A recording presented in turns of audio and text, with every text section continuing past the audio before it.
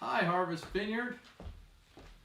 Hey guys, we wish we could be with you right now. We were supposed to see you this Sunday. We were supposed to be coming to your church and doing a worship lab with you, which would have been awesome. We were really looking forward to it. Yeah. But for obvious reasons, we are not doing that right now. And that's okay, because God is still good, and that's why we're making this video to share with you what He put on our hearts for you guys.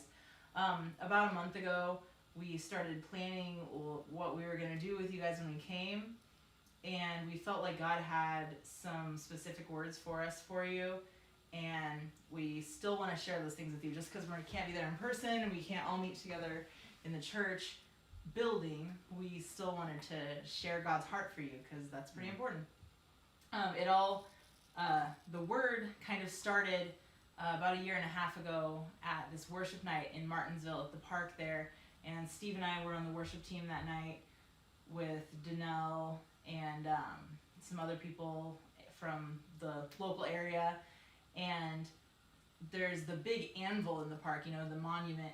And Steve had looked at it, and he said that night, you know, he felt like God was forging something using the anvil, that He was forging something new in Martinsville. And we still feel like that was what God was saying when we were praying about what He has for you guys.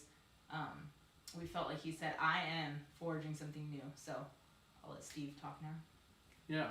So he was saying that night he's forging something, and I thought more about that. And the anvil is just part of the forging. Like, there's a hammer, there's an anvil, and of course there's the metal itself and the thing that's being forged. And so the hammer and the anvil are what shape the thing that's being forged. So he's not only forging, but he's also shaping it. And then in light of that, the Row Foundry was closing. We remember seeing that on social media, that you guys were praying for new ownership, and you were fasting, and you guys were really contending for that. And then I saw that they had a new owner; someone had purchased it, and I felt like what God was saying there was that the town is under new spiritual ownership, because God's giving you the keys to the city because you fasted in intercession for your town. So because there's new ownership, the old ways won't work, and you must use new wineskins to contain the new wine. So whatever God's doing, this new thing that He's doing, it's not going to look like it did before.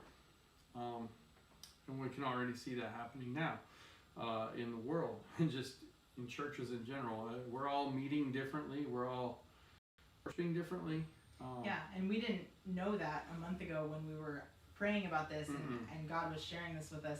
Yeah. Corona was not a thing that we... Yeah, I didn't even know the word coronavirus. So, like, now it's on everybody's lips.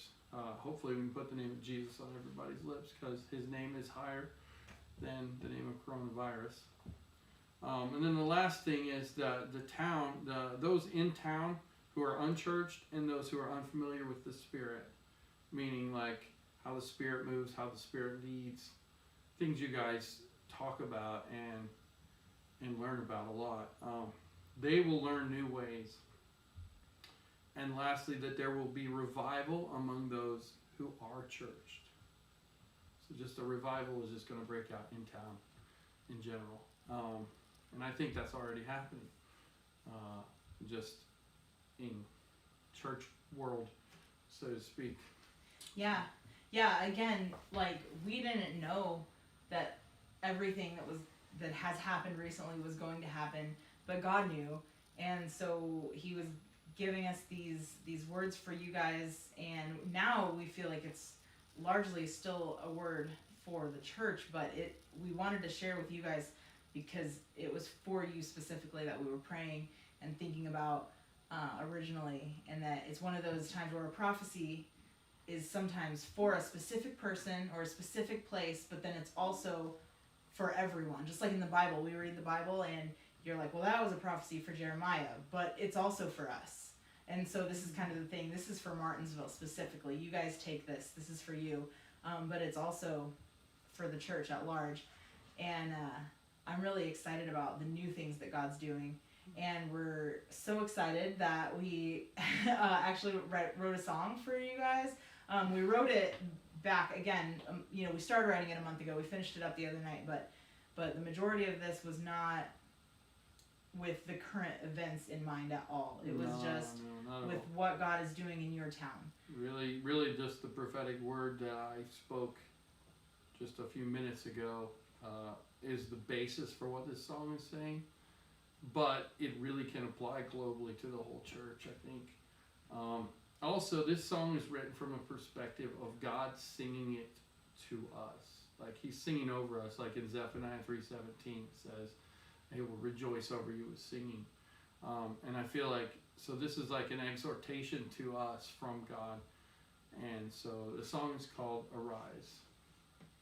Yeah, it's about your identity. It's about that you, no matter how you feel, no matter what changes are happening in the world, you're still a child of God, and your assignment has not changed. Your assignment to love people, your assignment to bring God's kingdom to earth, that has not changed. It might look different because it might look like doing stuff via video. It might look like doing stuff from 6 feet away, so it's new, but it's the same assignment. And you guys... He's the same God. He's the same yesterday, today, and forever. Yeah, and you're always his kid forever. So, here we go. Here we go. Hope you're blessed.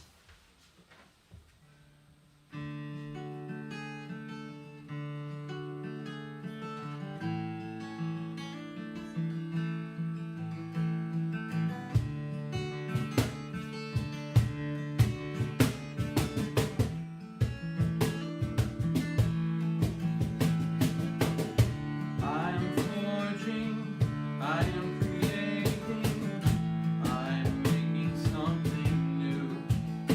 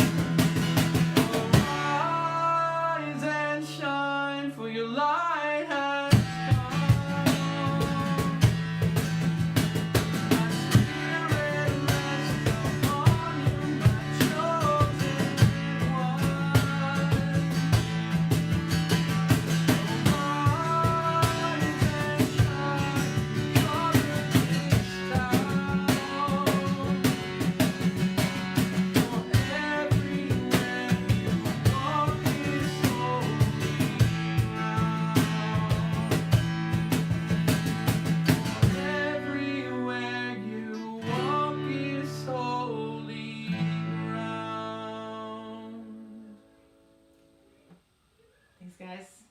Hope you have an awesome week, and I hope this song blesses you. And we'll see you when we see you. Hopefully soon. Hopefully soon. Be the church.